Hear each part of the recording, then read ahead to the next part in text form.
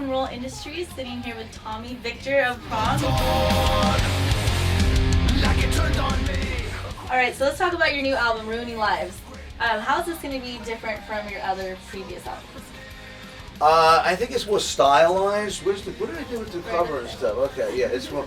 I mean, the packaging is better than any of the recent records. It's on Digipack. It's on this, on a regular, and then very cool. Yeah, and it we should open it up. But anyhow, it comes with a poster in it. But that's the packaging. Who's the art design? This guy Sebastian from Berlin. He was really just doing T-shirts for us, and then he just said, "I want to do the cover," so we just let him do it. So anyhow, this is packed with 12 great songs. Every song is a powerhouse anthem. We've been trying to get to that point, like with the last record, Carved into Stone, which every song is like, we treated it as a single.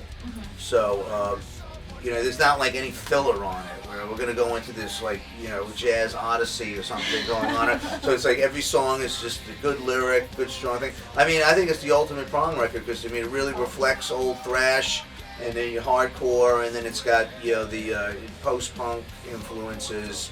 One of my favorite bands is Killing Joke, and, there's a lot of that in it too. So we're really proud of it, and I think it came out like really amazing. So.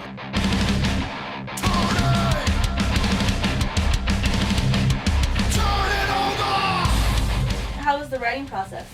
That was really fast too. I mean, and that's why I referred to like Snap Your Finger, Snap Your Neck. I was thinking, that song was written really quickly. A lot of times when you're overworking a song and you keep demoing it and everything, you lose some of that impact. So everything was written extremely quickly. The riffs were pretty much designed while I was on the road with Danzig, a lot of them. And then when I came home, I just compiled them with this guy Chris Collier, who's amazing. This dude. He's like a studio cat, drummer and musician, guitar player, producer. So we just got together and did the whole thing. So.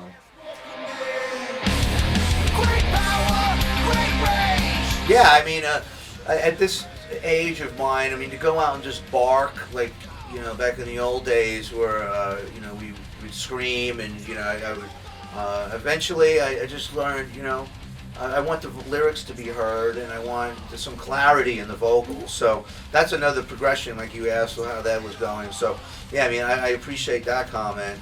And then I said hooks are really important. I mean, it's we're dealing with rock and roll anthems essentially. And I guess that's just hardwired into me from being a Kiss fan as a kid. Where every song was like, like it had a hook and.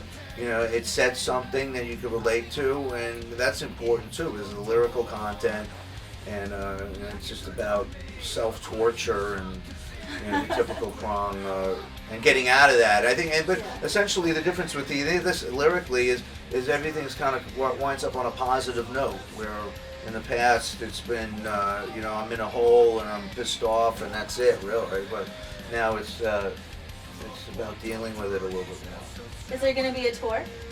Yeah, well, we just got off a tour of Europe. We did a very successful tour in Europe, and then we can check out prongmusic.com. We got shows until the end of November now. We're going back over to Europe for major festivals. We do Wacken, Bloodstock in Europe. They're huge metal festivals. In North America? In North America, we come back, and we were on tour with Overkill from September 10th through October 20th.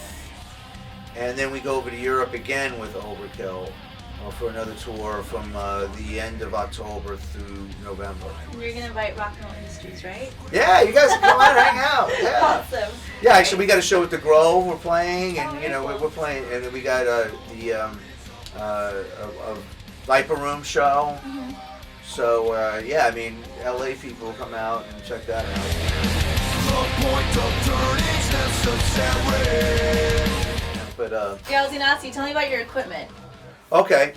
That's always asked because, I mean, you talked about Snap Your Finger, Snap Your Neck, and that guitar sound on there is, a pretty interesting sound. And I don't use any tubes, so that's a whole thing from Dimebag, really, where I'll use a transistor head, and that was a Marshall 8100 on that record, and now I use a crate an amp that you can buy on eBay for like $200. This Crate VTX 350H. So yeah, I mean, and a pedal board essentially the same stuff, like a sort of a Zach Wild setup, which is like a boost pedal and a wah-wah and chorus and delay. Nothing really that complicated. How long have you been with Schecter? Oh man, maybe about 15 years. Oh wow. Okay. Yeah. And what makes Schecter different from any other company that you've worked with?